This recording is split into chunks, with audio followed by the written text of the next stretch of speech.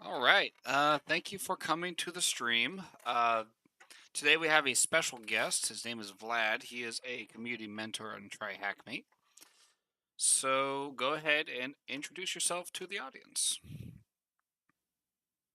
Tell us a little about yourself.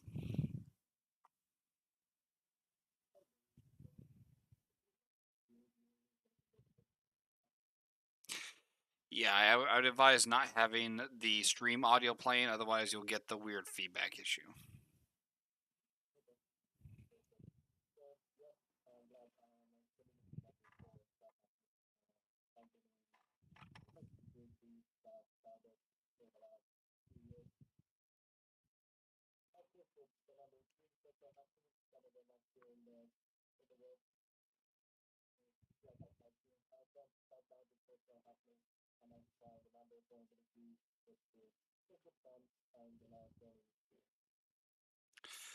Very cool. Now, because I started the timer early, I didn't get to show off your bio. In your bio, you have how many different certifications have you taken so far?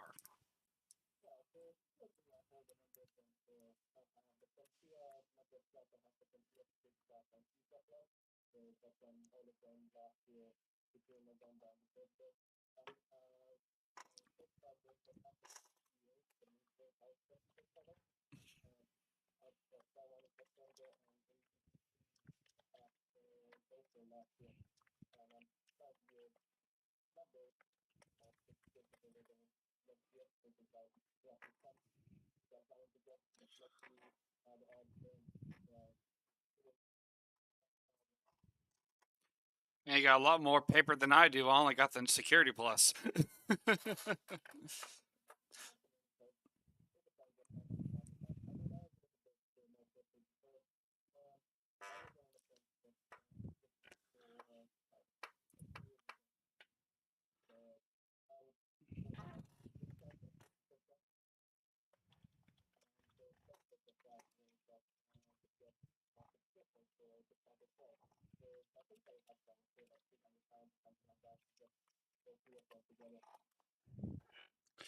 I think we had a slight audio hiccup here. Bear with me here. I apologize. Okay, I apologize. This is the part of the live stream issue here. Go ahead and say something for me.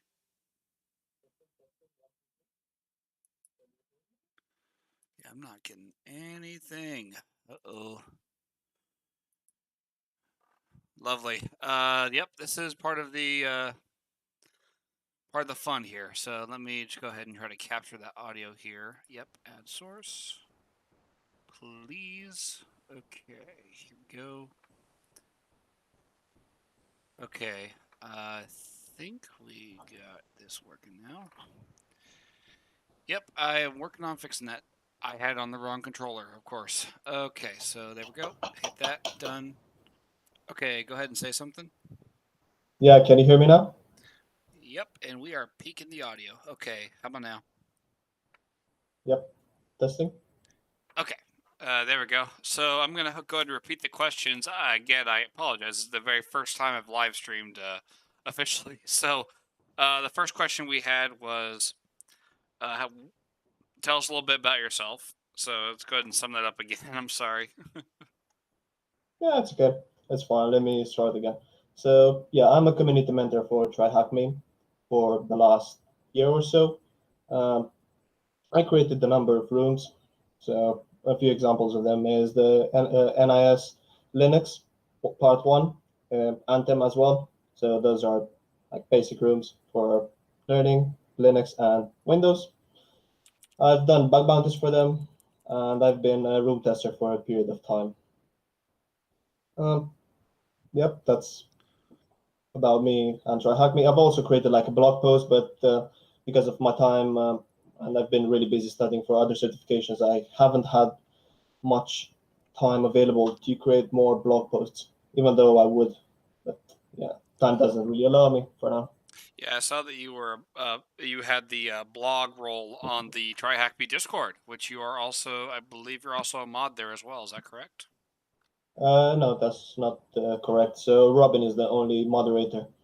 So he's the person that reviews the post. But there's also Dark that does it from time to time. Fair enough. I'm also going to go ahead and link the Anthem room in the chat. So if they want to bookmark it for their own amusement, they can. Mm-hmm. So the next question we had was, you have a number of certifications. So what certifications do you have, and why did you decide to go after those specifically? So yeah, currently I hold AGPT, CEH, N plus, S plus, and CISA plus for now. Why did I do them? So AGPT was a decision like on the spot. I was like, back in April last year, around Easter time, I was like, I want to do something more. I want to challenge myself. So I just started going through the course from eLearn, and then just went over like 2 days probably before Easter. I started doing the certification and passed it. It was just to test how much I actually was able to understand and learn. Then certified ethical hacker, that was a certification I bought a while ago from my previous workplace. So because I wanted to get myself into cybersecurity, but I didn't really know where to start and so on. And at that time, TryHackMe wasn't a thing, and it was just like hack the box, really. So there weren't many things I could actually start with the basics. So I was thinking, yeah, a lot of people on Reddit and a lot of places say, oh yeah, CEH is good for people that just start in cyber, which is quite true. I mean, the definitions that they give is quite they're quite broad. Sometimes it's not really good. It's not the best definition, but I mean, if you start with CH, you get a good understanding of the basic of network security, troubleshootings in some places, and public key encryption in certain places. So it's a really good certification to start with, to be fair.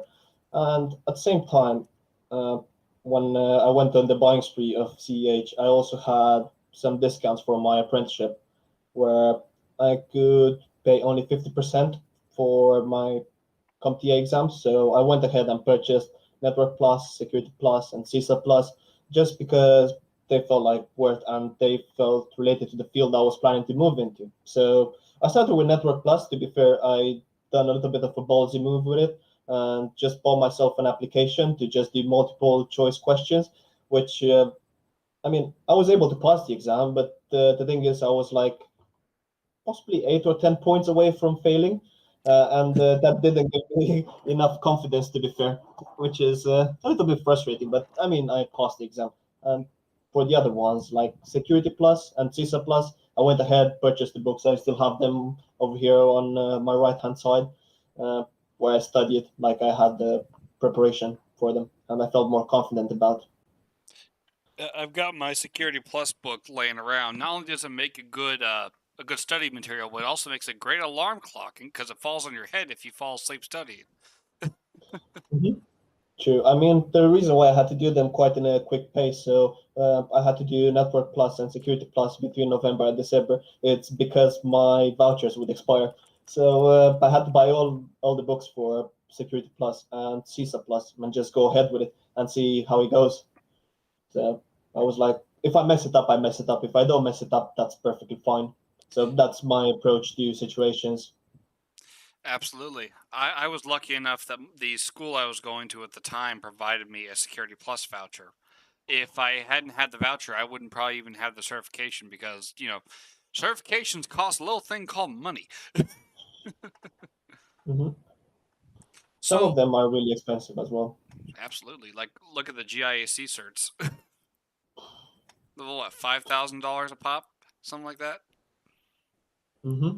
Yeah, that's quite expensive for a certification. But as far as my understanding goes, uh, the quality of the material is really good, and the labs themselves as well. So that's what I heard from a lot of people. Oh, absolutely. I totally agree with that. So, where'd you get your start? What started you on the path to cyber? Okay, so that has to go a little bit back in time. So Absolutely. around 5 years ago, I attended like a workshop with Fujitsu, and it was called from a non-profit organization called Princess Trust in the UK. So they help people get into different departments such as technology, IT, retail, and so on. So they have a lot of partnerships with different organizations. And I attended one of those to get myself into IT initially because I didn't have any knowledge whatsoever, to be fair.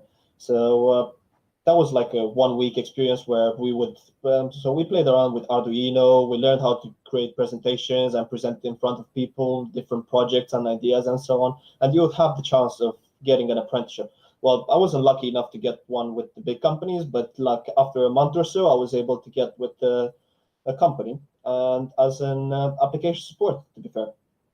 So I started with doing that for a while, but as the time goes, I was like, I need to get myself more trained. I want to be more technical and so on.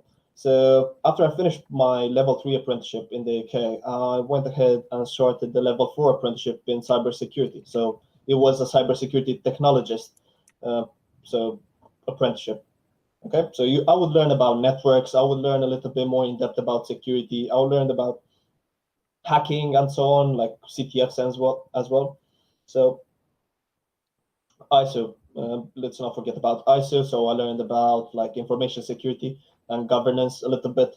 So that's how I really started. But what pushed me to get to the point where I'm looking like from more in depth into things is because when I was working, I was doing my apprenticeship in the evening. So I was investing my own time just to study for my apprenticeship.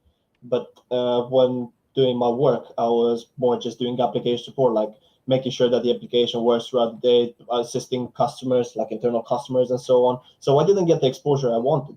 And I had so the company was looking for a new member to join the Azure team. And I don't know, my manager knew that I was interested at that time.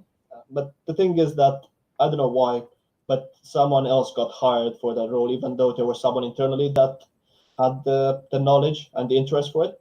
Well, to me, that was the best thing that never happened, to be fair, because I was able to move down cyber and know that, yeah, that's something that I really want to do and not Azure or management in general.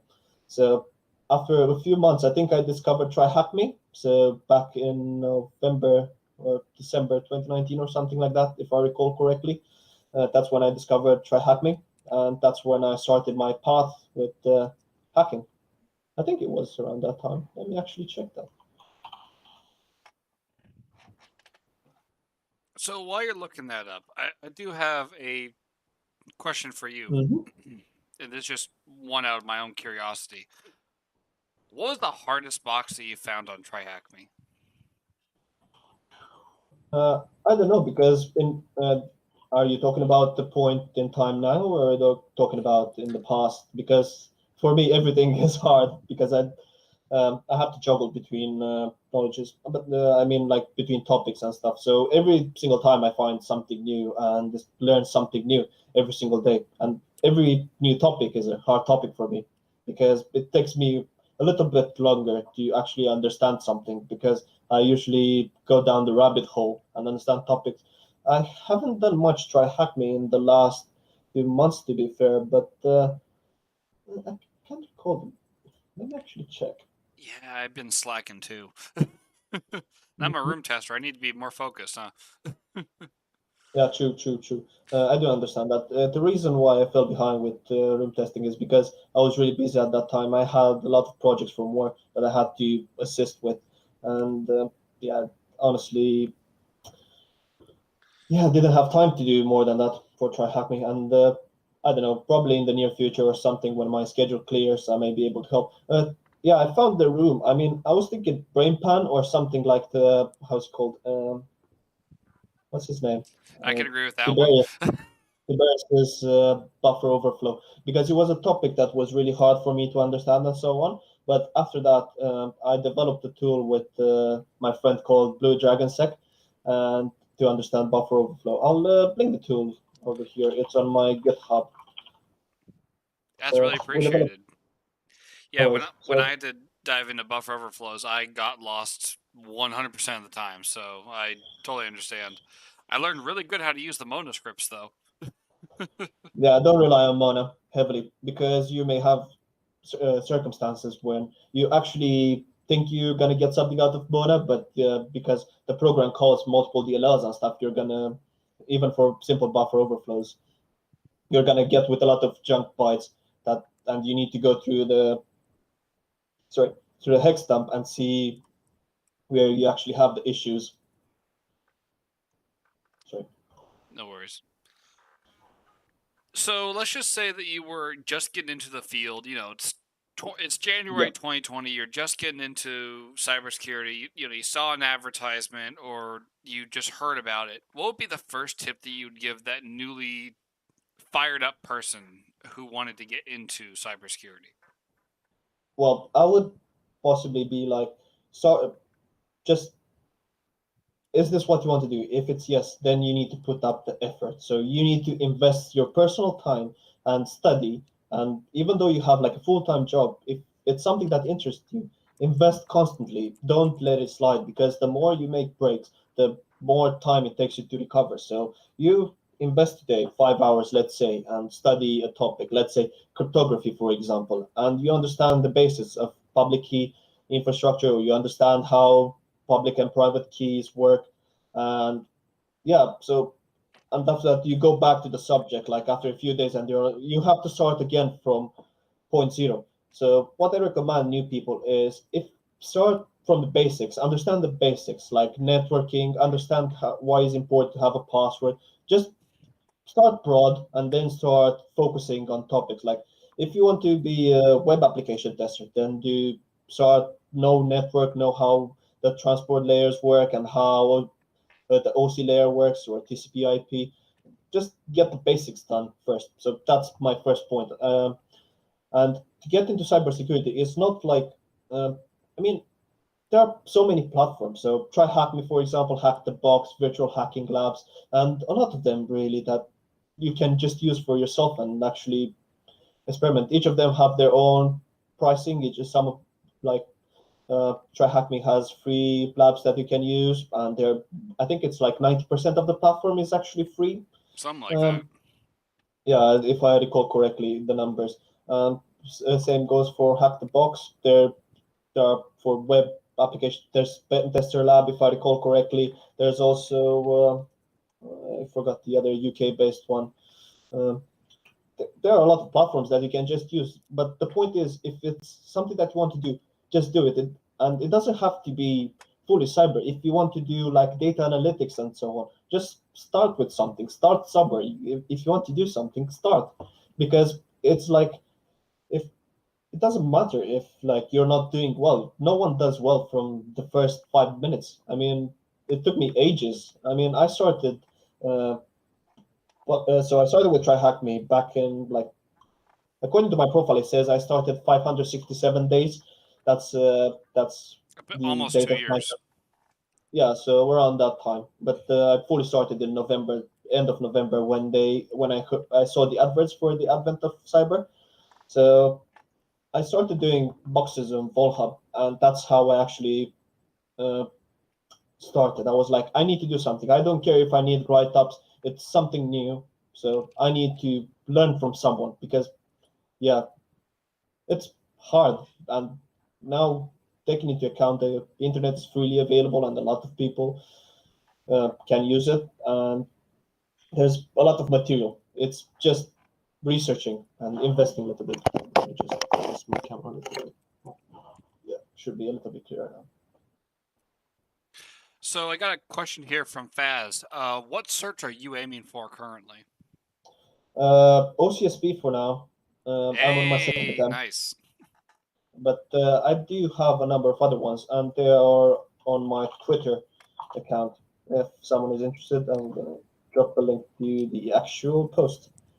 Yeah, feel free to link that, and I'll also just make sure I got it here. Don't worry, all the links that he's providing will also be added to uh, the DVR copy that's saved to my account here. So once the stream does conclude, I will add all the links to the description for y'all. I send the link for Faz in the chat as well. So those are like the certifications I'm focusing on, to be fair. I know it's quite a ballsy assumption to actually get them by end of the year. It's like 10 of them in total, if I recall correctly, but I'm still going to try to do my best. Christ. Hey, I wish you the best of luck on that, man. I'm actually going for the OSCP myself. I'm hoping to take it this by June. Hmm. The A plus is gonna be a slam dunk for you, though. I just want it because of the stacking certifications. I've actually haven't heard that term. What does that mean? Sorry, I haven't heard that term. What does that mean? you're saying. Stacking certifications? So when it comes to CompTIA, if you get like let's say A plus, N plus, and S plus, you can get like a fourth certifications. Oh, very cool. I will Does that have make to sense? definitely look Just into that. Google it.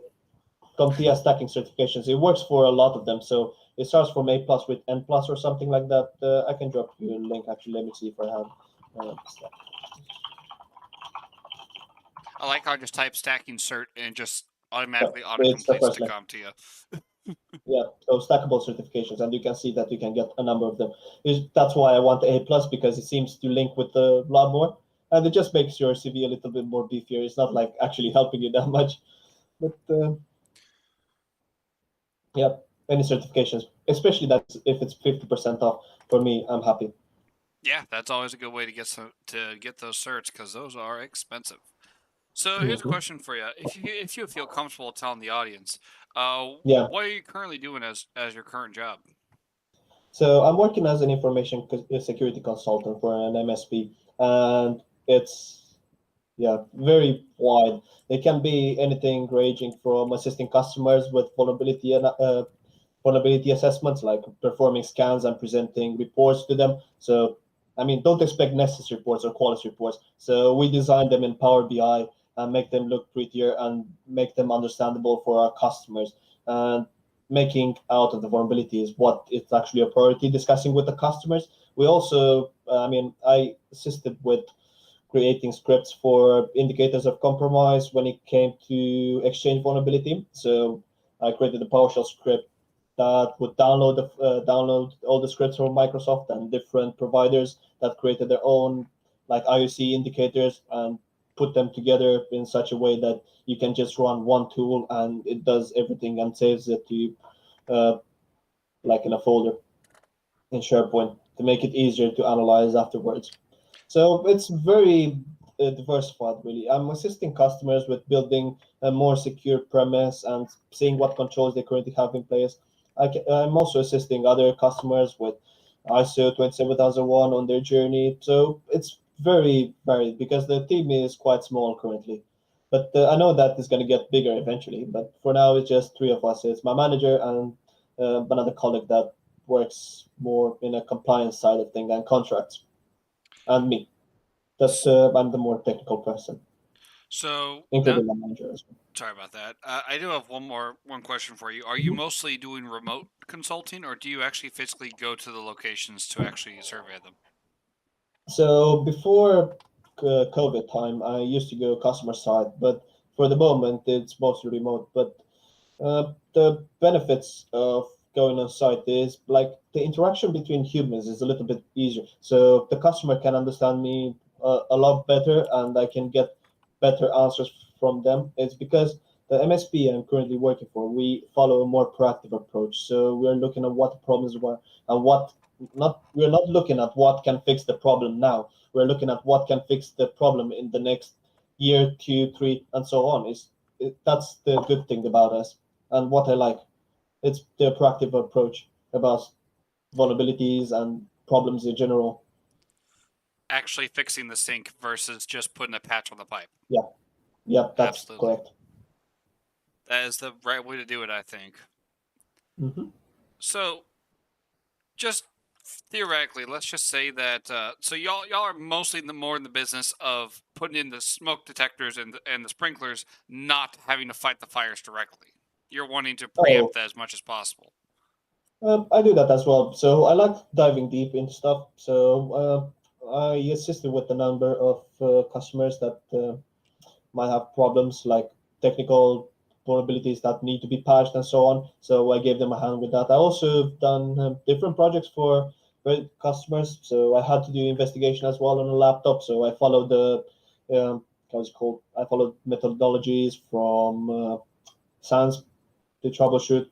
So Different items. I mean, it's very wide, and I like the more technical. So I like the more security side of thing, like hands-on approach. So I like getting my hands dirty. I'm the same way. So you're doing DFIR as well. From time to time, I mean, it's a topic that interested me, but it's not one of like the top priorities. So currently, I'm just trying to get myself certified, and I mean, it's not like I'm being asked or something, or I'm getting them paid. I'm actually, for a number of them, I paid out of my own pocket. It's just to prove that understand the subject and to test how much I can learn. So a lot of the people I've talked to, not on the show, this is actually the first episode, as I had said earlier, but a lot of the people that I talk to don't have college education. They usually only have, say, a high school diploma and maybe some secondary school after that. What college education do you have, if any? uh, do you want me to be honest, or do you want me to tell you a lie? I'd rather you not lie to the stream. I'd be pretty upset by that. Okay, so when I finished high school, I finished linguistics. So I studied Romanian and English. So that's what I've studied. I don't have any background except 5 years of like working in IT. And so after I finished high school, I went to a university studying ecology and environmental protection, which is definitely not cyber in any shape or form. So I don't have any technical background at all. So yeah, it doesn't. I mean, as I said earlier, if you want to learn about the subject, be it cybersecurity, analytics, or whatever you prefer, you just need to start. I can definitely get behind that. So, don't worry, everyone. He's just fixing the headset.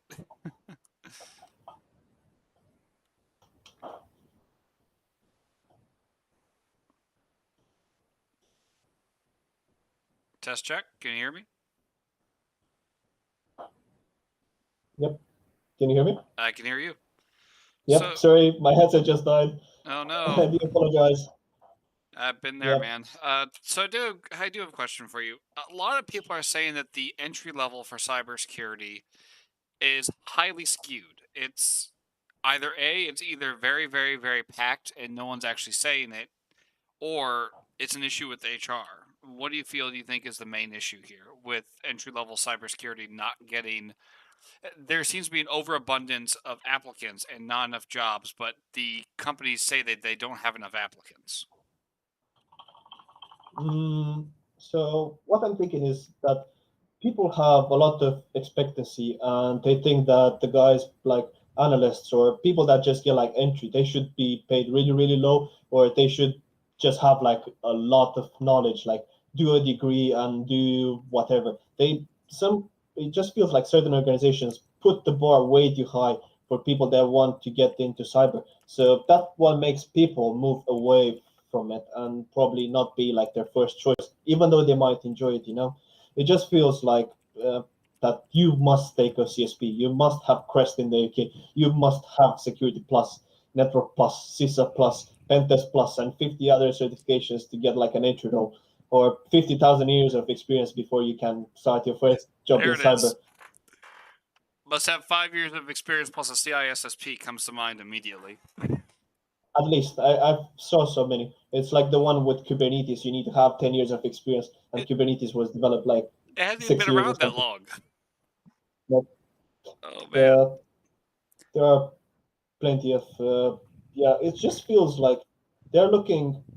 Some companies don't like to take chances with like people, even though they have the drive and they actually want to learn. They just feel like they're moving away from like trying. Really, I mean, it's like yeah, you have this person that wants to learn so much, but you're not willing because he doesn't have CISSP by the age of 15, and doesn't have 10 years of experience by the time he finished college or high school or university. I don't know. I mean, I'm all about teaching them when they're young, but that's a little ridiculous, you know? Well, according to a lot of jobs, I mean, like, funnily enough, I saw like a year ago or something like a reverse internship where you had to pay the organization to work for them. So that's the kind of thing that should be applied to cyber as well. I want to work for it. Can I pay you to work? I'm just messing around. Don't take me serious on that. I mean, I would believe you. I've seen something like that before. I was actually looking at an engineering program when I used to live in Texas, and they had something similar to that where you had to pay like I think it was $250 a day to shadow one of the engineers, which I think is ridiculous.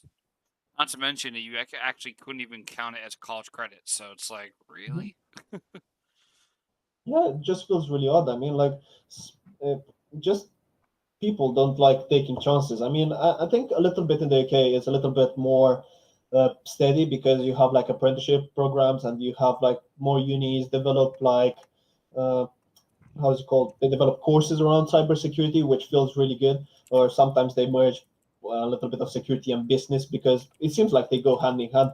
Because what I face the problem is that there are way too many technical people that cannot discuss business. So it's really hard to put in business terms like impact. And when you talk to management, you're like, they're gonna ask, how much does it cost? What's the impact? What's the risk? Right, the So, bottom line. mhm. And you say So that you have meetings with these heads of companies all day long. So this is a breeze for you right now. yeah, I mean, it depends really because I work with multiple customers and with different projects, and I'm implicated more or less depending on what it is. So yeah, I've had with bigger customers, I had with smaller customers, and I'm also helping. So in UK, you have a schema called Cyber Essentials, where I'm an assessor for. So it's like a schema that helps organizations put themselves into a baseline of ensuring that you have like firewalls, you have like you secure your like accounts, like you have a password policy, you don't have any services exposed publicly, you patch all your stuff. So it's a really nice baseline for companies to have, and you also get the certifications, and more and more government-backed contracts are looking for it. So it's really efficient way of just putting your business like raising the bar and ensuring that you have like the basic controls in place. So, how many jobs did you have to apply to get your first job in cyber? If you had to estimate the number of applications. Do you want me to be honest? Yeah, Okay. I possibly applied in two places, and then I removed. So I applied to Indeed or something. I applied at two companies, but I wasn't looking especially for like how's it called, like security and stuff. right. And then the CEO from an organization actually approached me, being like, "Yeah, I saw your CV on Indeed, and would you be interested to have a chat with me?" I was like, yeah, sure. And then he talked me about the company because I never heard of them. I'm talking about the current role I'm like the company I'm working for. They got in touch with me, really friendly person. I never expected someone to get in touch with me in that manner. And then I discussed with them, and I had an interview. I didn't have a job description to be fair for like the first 4 months. I didn't know what I Same. was supposed to do, and yeah, the more I mean, that's really how I got it. I mean, like it was something that I didn't expect, and it was something that I'm actually enjoying. And to be fair, I was when I got the job offer, I was in Spain with my girlfriend, which I think it's in on YouTube now. She's in the chat. I saw a message from her a little bit earlier, and yeah, I was with her, and I was at lunch when I got the offer, and I was like, "Damn, that's really nice. That's really nice." That's definitely a good way to to level up, I suppose. Uh, Yep, so did you get put through like a rigorous interview? So they came to you. You didn't go to them. They came to you. yep, that's correct. Did they put you through a rigorous interview session? I personally went through like 8 or 9 interviews during my job application. Not to be fair, I discussed with the director, with two directors, and then with two managers, and yeah, I mean it wasn't too long. I mean the interview together probably were like 4 hours, but take into account that the MSP doesn't have like 500 people. It's like a small business with 180 or so, so it's not that massive to have like an 8 stage interview. Right, you're not dealing with the whole chain of command, having to approve Yep. each level up. Okay, yeah, that makes sense. Hmm. Mhm.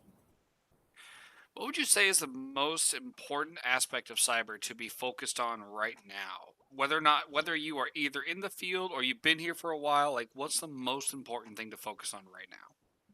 So there are quite a few things. I mean, it's first of all, if you just start in cyber, it might be a good thing to, as I said earlier, start wide, learn about a lot of things, just know the basics, so you're not stupid in any of the subjects. So you know a little bit of steganography, you know a little bit of encryption, you know a little bit of web technologies, you know how to do a Google search better than your average monkey, so you know how to search for specifics. And pay attention to detail because a lot of vulnerabilities and a lot of problems is just about paying attention to details. It's like doesn't matter if you're doing information security or you're working as a penetration tester. Look at the details. So try to present the information in such a way that the person on the other hand, or on the other end, understands what you want to understand, and you can make them understand the importance of security. So pay attention to detail is one of the things. Pay close attention to trends because the more we see, it's like, how is it called? Um, we see now people like to use AI and stuff, which is not exactly true. I mean, it's like it's more automated than AI. I don't think anyone was able to create nowadays an AI that can do your whole cyber thing in I'd be out of a such a job day. then. Yeah, so still it's a lot of manual approach. Pay attention to details. Uh, Talk to your managers. Always be willing to learn a new topic, and don't be afraid to say like I don't know. If you don't know something, use Google because that saved my butt throughout the entire university degree that I'm doing. And since college, I've been still using Google to and Wikipedia to understand topics. So yeah, Google is your friend, not your enemy. Absolutely. I can definitely attest to that one. A person who is an expert in the field probably just has a faster ability to Google faster than you can. Yeah, Well, to a definitely. point. To a point. Like Mhm. research is a super important part of cyber, the ability to quickly concatenate and read through things. So we're going to take a quick break here, everyone. I'm going to go ahead and refill my glass because rum cooking code needs rum, and we'll be back here in like 5 minutes. All right. Yep, sure. Happy to do that. All right. And here we go.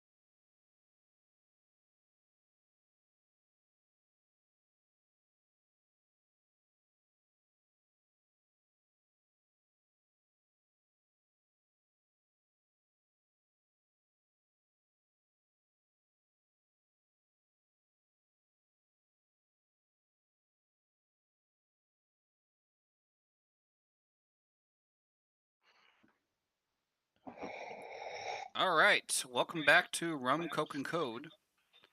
Apologies for the little delay here. I kind of spilled my drink, so I had to go clean it up. So let's go ahead and get back to it. So you were talking about attention to detail earlier. Yep, that's correct. That's one of the traits that people should have when it comes to cybersecurity in general. So you need to be very careful with what you do. Like, let's say, if you're into bug bounties and stuff, you need to be careful, like on the scope. You need to be uh, like read everything and ensure that you picked up all the items that are presented, be it stenography or be it whatever. So you just need to be very careful with what you have. So I'm gonna just say two words: paper trail. Whenever it comes to anything with bug bounties and with scope, paper trail. If you don't have paper that says you can do the thing, don't do the thing. Yep, that's correct. And at the same time, so that's one of the parts for bug bounties. But at the same time, if someone goes down the path and is lucky enough to get themselves a role as a pen tester straight from the beginning, they need to discuss the scope and be very clear about it. What's permitted? Let's say if is DDoS permitted, for example, like denial of service. So that's one example. Or what kind of tests can you perform? Can you check rate limiting? Can you check uh, creating multiple fake accounts, dummy accounts? What you need to be very specific and have uh, everything written down. To be fair, and that's the best approach. So we got a question from the audience from Nimda. Yeah, What are your thoughts on the best CTF team? my team, my team, ChatSec, but yeah, we haven't participated in quite a long time. But there's also RS6, which I work for a number of CTS with, and I know quite a few of the members, and I've been in their chat for quite a while. So that's a good team, and I saw a lot of efforts from them, and especially when it came to CTS, I saw how they work as a team and how they've been guided through them, like working together. So I like their approach and their leader, Millennium X, which is in the chat actually. And shout out to him for being an awesome guy from time to Yeah, time. I'll go ahead and tag him in the I'm joking. chat. All right. So I know that you probably touched on this briefly when you're talking about business with a manager, but Yeah. how important are soft skills to a cyber position? Soft skills. That's one of the things that people think, oh, yeah, cyber is fully technical. Yes, it can be Ooh. technical when it comes to research and stuff, but at the same time, people need to develop their soft skills, like communication skills. That's very important. Expressing their emotions, knowing when to use their hands, how to uh, like present items, and yeah, I mean, having soft skills is very important in any job. It doesn't matter if you're sales, it doesn't matter if you're in cybersecurity. I mean, having soft skills is really important, and getting your ideas across are makes it a lot easier if you develop those soft skills earlier. So don't be afraid to communicate with people, like when you go out and talk about subjects that you're not exactly familiar with, but they can explain better. Or the best way to develop the soft skills is just attending meetings, like, or attending conferences, or where you can get some exposures with others and discuss about stuff that you like, even games, for example. Having like a team that you play games with. For example, I have a team that I play League of Legends with, and yeah, we're talking about random stuff at the same time while focusing on the main, and that helped me develop my skills. And I've been playing League of Legends for the last 10 years, and for 6 of them I've been playing with the same few people. So here's just a question from me to you. Were you there when we accidentally we accidentally DOSed the tabletop simulator? Who's that? Sorry, from who? So I guess you weren't there for that, but we were playing tabletop simulator with some of the mods from TryHackMe, Yeah. and we accidentally spread the 900 pack of cards, and it crashed the server. And it actually was so bad it actually crashed my display driver.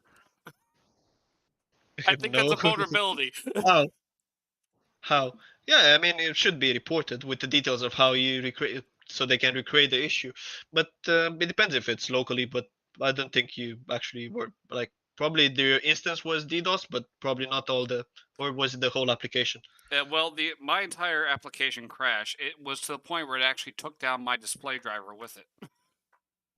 Nice. That's quite an achievement. It depends on what kind of driver you have. If you have a laptop from 1995, that's your problem. No, I've got my RX 590 here, so it's probably because I'm using one of the beta drivers. So I'll take responsibility on that one. Sorry, guys. You should. You should. You should. I do think that might have been a bit of an issue of trying to load the physics of 900 different objects all at once, though. That might be a bit of a strain. Definitely. I think it might be. I mean, I haven't played to that extent, and I haven't played tabletop. I usually use like, how's it called? I usually use online. Pretend You're XYZ, I think is the name of the website where I usually play Cards Against Humanity. So The one game that no one should ever play, but we play anyway. yeah, definitely. Yeah. I sometimes play it at work. We have the decks are available over there, and there's just the miserable people that attended, just like me. Yeah. Zamite was And I don't regret commenting. one bit. Zamite was commenting that he was there. We accidentally crashed Miri's server. Or Mirror's server. Yeah. Meaty. Yeah, the most fearsome scout in the West. Okay, so trying to remember where my train of thought went. So you're talking about video, you're talking about games, you're talking about how that kind of builds that command and control attitude, I guess. You're able to quickly doll out commands and being able to quickly assess the battlefield and give the necessary information to the necessary people to get people doing what they're supposed to be doing. Yeah. Communication's key. It's absolutely essential. Yeah, definitely. It doesn't matter on the job, but communication is very important. Developing soft skills at the same time as hard skills like technology and so on, it's very important. So there are a multitude of courses available on either YouTube, LinkedIn Learning if you want, and they can help you. So try watching a few sales pitches and how people sell stuff. That develops your like how to present objects, but that's just an example. You can, as I said, you can develop communication skills by just going out and speaking to people or building new friends, or I don't know, chatting with random strangers at the pub or wherever. But I think that's more of a UK thing. I'm not sure how in the States people actually talk when it comes to drinking. Oh, we just throw bottles at each other. That works too. That works too. Right. Just, I'm just kidding. Stick your message in a bottle and throw it at someone. That is how text messages work, right? No, that's definitely a TCP though. That's not UDP. Yeah, it's more fire and forget. So I think it's UDP definitely. Yeah, I think you're actually right, because there's no return confirmation that it arrived. There's no non-repudiation there. Yeah. See. Well, there you go. High-speed problem solving. Definitely. So, yeah, I mean, having soft skills is very important. I'm trying to endorse that fact and be like, doesn't matter where you start, doesn't matter on your job, cybersecurity, be it this is what you want to do. Learn how to speak, learn how to present your subject.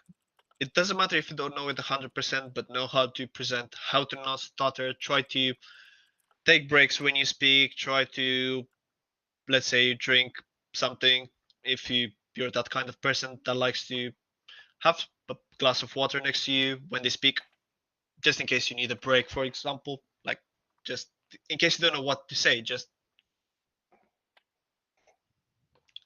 take a moment, think about what you want to say next. So that's just an example, but there are different approaches. Now, at the same time, another skill that not a lot of people talk about is try to not let your emotions conquer your work. So in case you do something and someone doesn't agree with you, don't let it conquer you, and don't let your emotions own you. In the end, it's business, so don't take it personal, no matter what it is. That's absolutely great advice. I know I personally am guilty of taking it personally on occasions. I used to work customer service, so there's only so much screaming I can take before I start taking things a little bit too seriously sometimes. Yeah, makes sense, makes sense. So yeah, try to not get your emotions out just because it's something that you don't really like. I know that you are presented with more stuff that you don't like, and especially if you work in cyber, you need to deal with rejections over and over again because people still don't understand the importance of security, and having like a password that's longer than 6 characters, or knowing that, yeah, why is your like, should your like, let's say, administration page on your website or something be exposed online. So people need to start being more considerate about cyber, and trying to explain that to a business that worked in certain way for such a long time, it's really hard. So yeah, I mean, the best way is trying to communicate with someone that's more technical or more senior than you that can present the idea to the business, like the importance of, let's say in the UK, as I said, it's cyber essentials. Another one, it's ISO 27001. That's like more of a policy-based compliance, but at the same time, it starts building the foundation of cybersecurity inside an organization and building that people process and people process and technology chain, and seeing what controls you need, understanding risk assessment, and involving business really. So yeah, I mean, it's a little bit like, yeah, don't take it personal. You need to present your subject, which is cybersecurity, and in case you're hired, such as me, it's a little bit hard to get that idea out to the board without actually understanding the importance inside the business. So let's just say that. So in my last job, well, not this last job, but in a job I used to have, there was the company I used to work at did not take cybersecurity as seriously as they should have. I think of it as cybersecurity by compliance, not by a lifestyle. Like the importance of keeping that you have customer data, and if you're dealing with health information, like the last place I used to work, then you have potential HIPAA violations if you're not maintaining the security of that data in rest and data in use. Yep. So in my opinion, I think a lot of organizations should start taking the aspect of cybersecurity more important. As you see, there are so many cyber attacks, and I don't like to call them like ransomware. That's what it is. It's ransomware in the end, and they steal your stuff, they or lock your stuff or encrypt your stuff, and then they sell it back to you. But you never know if they are actually have a way back in Yeah, they have a because 50% yeah, chance. yeah, that's one thing. But I mean, people should start considering encryption of data at rest and data in transit. Ensure that they have backups for all the important informations, and they take 2 variations of the backups, like the how's it called, like a full backup every weekend or something like that, or on a certain day, and then they take the how's it called, the backups like parts of differential backups throughout the remainder of the days, and the full backup at the end. So on, they people start to need compliancy items at the same time to understand the importance, and they also need responsible people. So if you don't have someone responsible for cybersecurity, they're not going to start dealing with it. And if they don't have like a technology chief technology officer or something, no matter how big or small the organization is, it's going to be hard to present this subject. Because all the CEO wants to see is how much it'll cost, and if it's going to cost a lot and not make anything back, then they're not going to want to consider that because that's a loss in their book, even if it saves them from a potential loss later. Oh yes, yes, that's the one of the important things. I mean, like, take care about how much does it cost, how much does it impact. At the same time, the business is going to think something like, is this going to slow down my users? Yes, MFA for example, right? So that's going to take 30 seconds of the time from a user. So they calculate, oh yeah, that takes 30 seconds from each of the users and is going to take this amount of time. No, that's not a good deal for us. Even though you present the benefits of having one, like let's say if you have two-factor authentication, and that can stop a successful brute force attack, for example, right? Because they need the access to the second factor authentication, unless they have a bypass in some shape or form, or access to your mobile phone to actually accept the prompt. Like But those recovery codes as well. yeah, that's an example. But I mean, two-factor authentication is as important as the password. So, like, let's say another one is, why should you block your users after five failed attempts? So people are going to think, it's really good, let's let our users test like 10-15 times before they actually get themselves locked out. But you won't spot potential brute force attacks in that way. And if one brute force is successful, it's more than enough to compromise your whole organization, because they can just simply, like, if you don't have monitoring, for example, or if you don't check your logs, and if you don't have enough logging, then it's going to cause a problem, because you won't notice it until like 6 months after that your data is publicly available, or all your files are being encrypted, as we've seen so many incidents happening. I mean, if you look at just the last 3 months, there have been how many crypto ransomware attacks? I'd have to Google the number, but I'm pretty sure it's at least more than one. A lot of them, and even in the UK, there seems to be a strain of ransomware that, for whatever reason, focuses on schools. And schools are not known for having like the best security features. And the ransomware first encrypts your stuff, and then it says, "Oh yeah, if you don't pay us, you're gonna have the information publicly exposed and stuff." But there's so much people can do. But yeah, I mean, you need to ensure like the basics of ITs.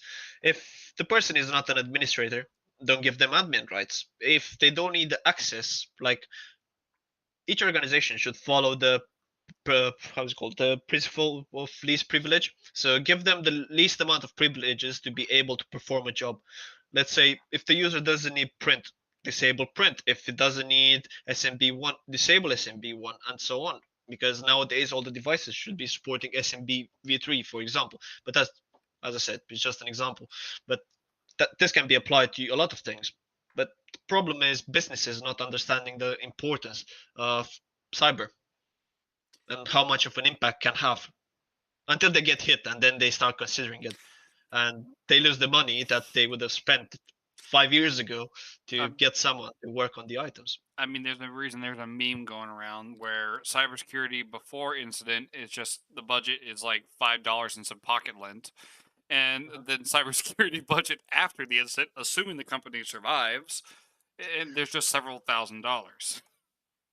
Yeah, that happens in a lot of cases. And what I'm trying with the company I work for, we're trying to make them aware of the potential risks of doing this and how much it costs afterwards to recover. Because you need to get in touch with the authorities. You need to get in touch with the information with ICO, I think it's called, if I recall correctly, in case there's a suspected data breach in the UK. You need to get in touch with NCSC. You need to get in touch with a company that can actually troubleshoot all this and provide you with the technical details. Then you need to patch your stuff. You need to rebuild your stuff. You need to see. I've just named like 5 things that might cost somewhere around 40-50K easily, just because you didn't want to hire someone that could actually pick up security items. Security analyst. So yeah, I'm going to take a few moments just to talk about the zero trust model for a moment. So, are you familiar with the conventional way security is usually run? To be fair, I have like a book on over here. Zero trust, I think. Here. Actually, I Hey, have a book, but you can't see it. Yeah. it was Yeah. censoring it. It didn't Yeah, trust I'm it. sorry. Yeah.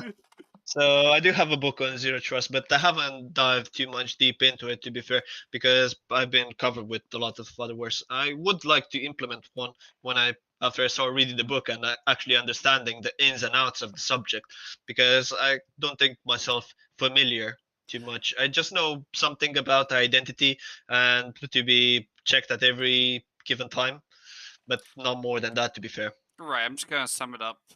Basically, Yeah. conventional security is done basically as a castle and moat, where once you've proven yourself either by your credentials to enter the castle, or if you're able to take action on whatever you're working on. However, if you are already inside, for example, if you had achieved RCE, which is remote, what is it? Remote code execution, or God Yep. forbid, have a shell. In that case, you're really in trouble. Once you have those two, one of those two items, you can make requests internally as if you were an internal machine, and the firewall isn't going to care. This is known as the castle and moat model. At least I think that's what it's called. Now, Zero Trust treats all connections as hostile, even if they're coming from internally.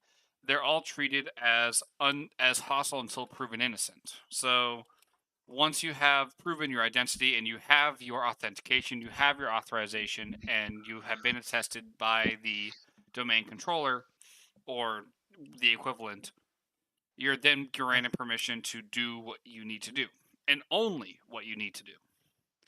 The important key there is the only part of that. So if you're an admin, but you only need to admin one console, you're not going to have blanket admin rights to all consoles, for example. Mhm. I think Yep, that sounds about the right approach. I think that if more companies start moving to a zero trust model, that's going to really help them kind of beef up their security. Because at the end of the day, cybersecurity is a collaboration effort. Because think about how threat intelligence works. You report an incident, and that incident gets sent off to the cloud to be shared with other users of that service to help prevent that incident on other Yep. machines. So the more times that you feed it data, whether it be through developing IOCs and submitting those, or through if you're unfortunate enough to have an incident, that's going to help kind of create the herd immunity against those strains of viruses. Yep. Think about how fast the Exchange server virus got nearly killed out. Like it's still going, yes, but it's been heavily reduced. Yeah, especially that the information was shared. So that's what I like about the information security in general, that the information is shared and is freely available, especially when it's something important. So this is just an example of it. But there have been a lot more vulnerabilities in the past, like the zero proxy one. That was a big one. That got remediated quite quickly as well. I mean, by manually applying patches and so on. So it's good that indicators of compromise are shared really fast, and especially if you use stuff like Azure Sentinel, you get the information almost in an instant. And if you use Microsoft Defender, which is honestly, in all honesty, one of the greatest tools, because when you have like a file that's new and never seen on your computer is being sent to the cloud to you, like let's say a number of servers, and it's executed to see if it performs the same action on all of them, like opening the file, expecting a prompt or something like that, and if the prompt is exactly the same everywhere. So yeah, I mean, knowing about indicators of compromise and following a zero trust model, I mean, it might be really hard to think or implement a zero trust model when your organization is already quite big, but it's a period of transition and it needs to be done by bits and pieces, like on different parts. So not in one go, because it needs to be planned out over big time, depending on the size of the organization, the size of the forest, and size of the business, really. I mean, I would say that the Windows Defender, even the Home Edition, the one that's on Windows 10 by default, is definitely more than sufficient for most users. From just I want to secure my machines kind of status. I'm kind of annoyed at Defender right now because it keeps quarantining my tools. Yeah, what I do, and I use Bitdefender to be fair, but I do have Windows 10 Enterprise on my workstation. So you can create like folders that it wouldn't scan. But Defender is a really good tool and does a lot of the legwork. And it's really nice to have an antivirus. But as I said, you can set up folders. But yeah, I think we're quite getting close to the end of the stream, so let's just quickly summarize a bit about what we discussed. So we discussed about security and how it is important to just get started. If it's a subject that you want to do, then get started. Plenty of platforms available online, plenty of resources available online, plenty of tools. Another thing is that hasn't been mentioned, don't start with bug bounties. That's not the easy way of learning. And I don't know, I just feel like it's like that stigma that, oh yes, everyone found those big bounties and I can do it as well. Probably yes, you're going to be able to do it after a period of time and when you actually understand the subject a little bit more. So do your research, learn some labs, get some certifications. Then when you ever have some time to develop better skills and bug bounties, go into that. Third of all is soft skills, developing yourself as a person, knowing how to sell yourself as well, learning how to sell security to people and make them understand why it's important. Uh, Fourth of all is ensuring that you know how important is security and being able to tell everyone, like let's say, if you're good in security, you need to be able to explain a subject to a person that's a 5-year-old. So that's when you know that you know the subject well enough. So try to explain it to everyone with in simpleton terms so they can understand.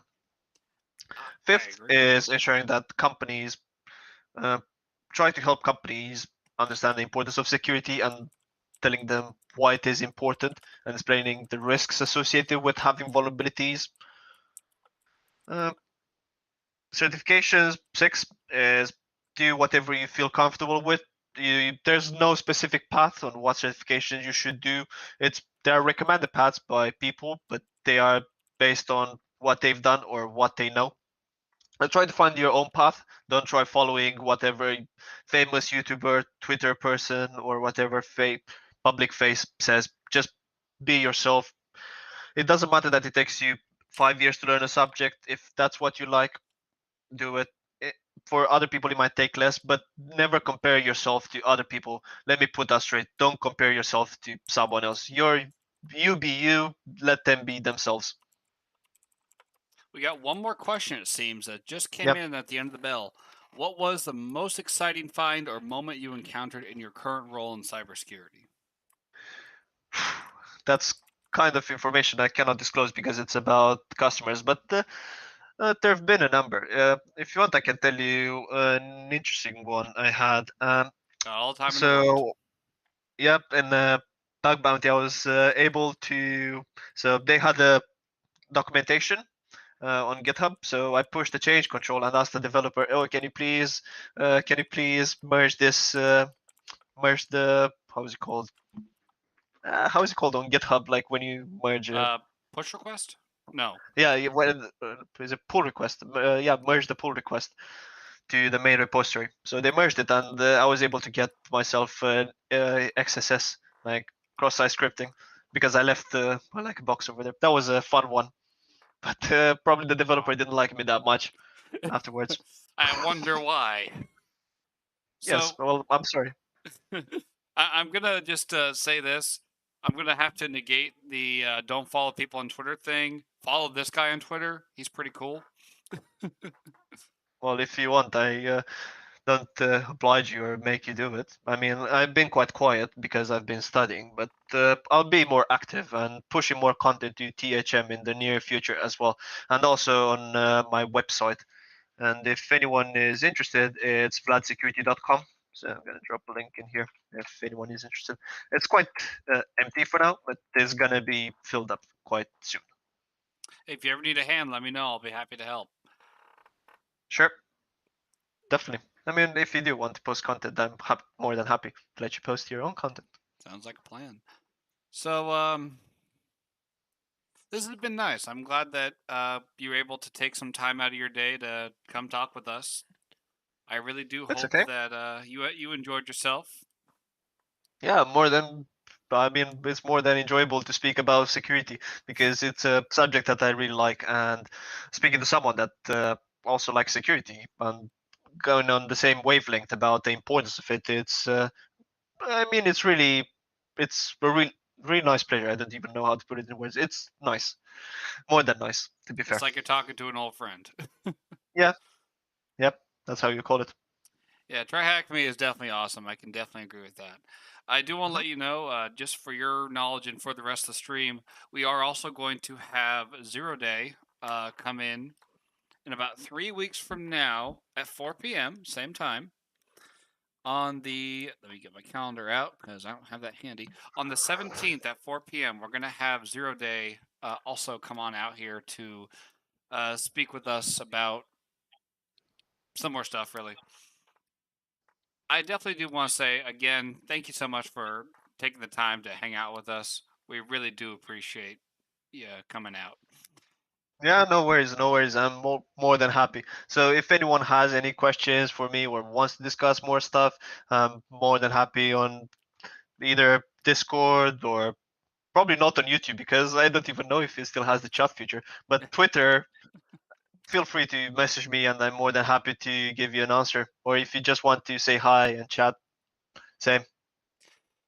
I definitely want to give a shout out to TryHackMe for sure. I have to say, I started cybersecurity. I'm just gonna sum this up real quick. I know that we're over our time limit here.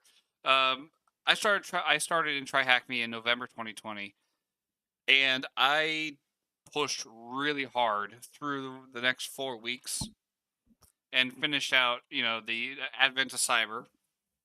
Finished that at the end of the year, and by March, and I do want to share April 12th, I'll be starting my new cybersecurity position with my company. I could not have done it without people like you, without you making content, without someone to talk to. I could not have done it without TryHackMe. And specifically, I remember getting assistance from you specifically. So Yeah, I do really appreciate you, and I really kind of do owe some of my job success to you. it's fine. Don't worry about it.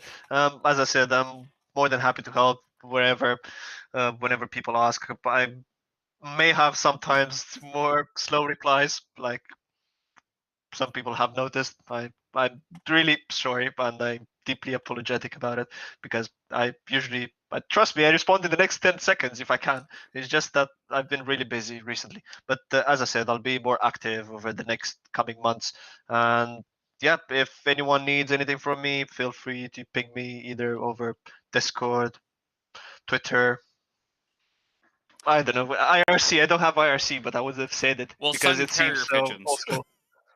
Carrier pigeon, yeah, that works as well. But you need my address, which I won't divulge that would on. be personal identified information there, huh?